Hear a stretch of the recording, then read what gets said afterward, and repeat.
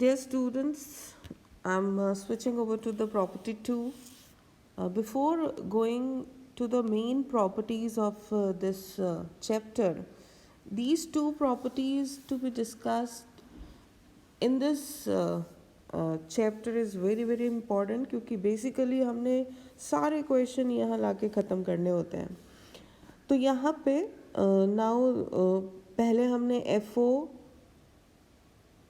F inverse o f discuss किया था कि it is equal to identity of f which is theta.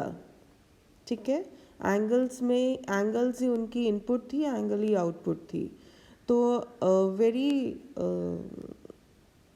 Shortly I am doing the property 2 जहाँ पे हमने F O F inverse को identity proof करना है. अब जो इनपुट है वो साइन इनवर्स एक्स की है, मतलब -1 to 1 से लेके हैं. ठीक है, तो आप यू कैन चेक कि I have written all the 6 T ratios with their inverses. तो ये हमें पता है कि हमारी जो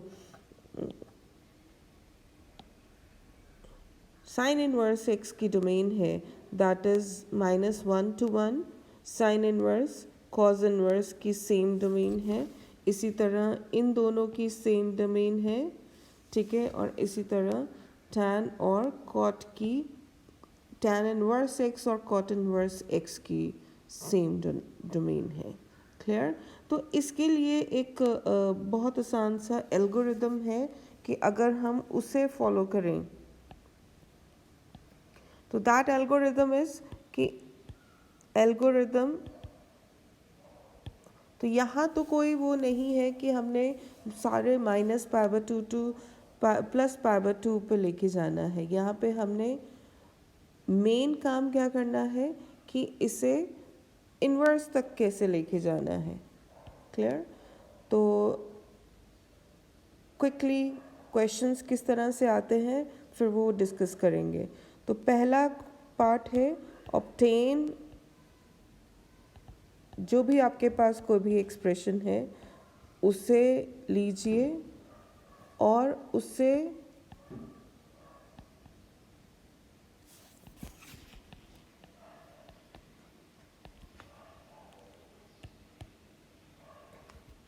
F of ji inverse x. Clear. और एफ और जी कौन से होने चाहिए? डेफिनेटली टी फंक्शंस की बात ही कर रहे हैं हम. ठीक. स्टेप 2 में क्या करेंगे कि वी नो ये जी inverse x in terms of F inverse x. ये बातें क्वेश्चंस करते हुए समझ आएंगी. जैसे फॉर एग्जांपल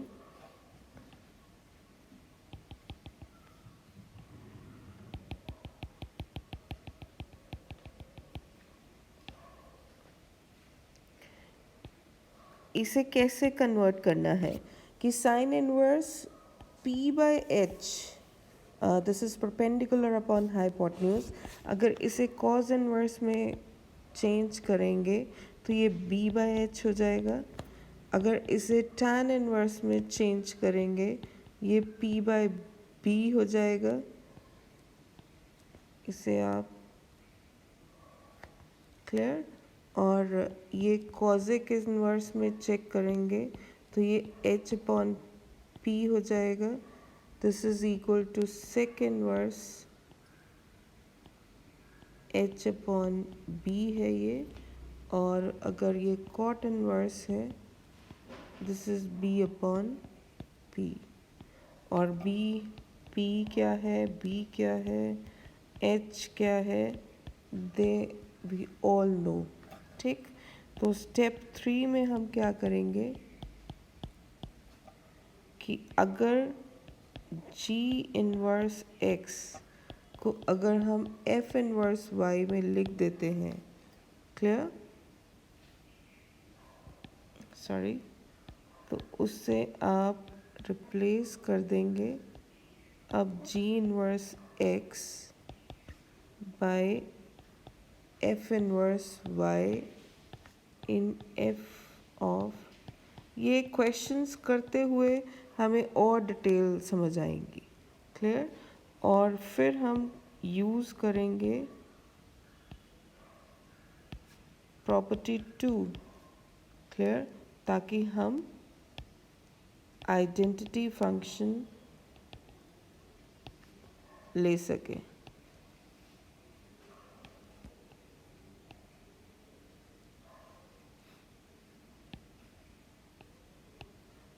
ठीक है, मतलब हम f of g inverse x को हम क्या लिख सकें, f of f inverse y लिख सकें, जिससे हमारे पास y आ जाए। क्लियर? तो ये हम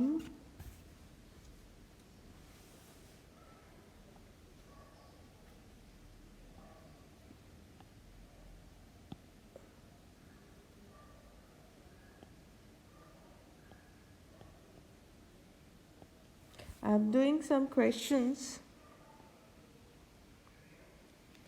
to make it more understood.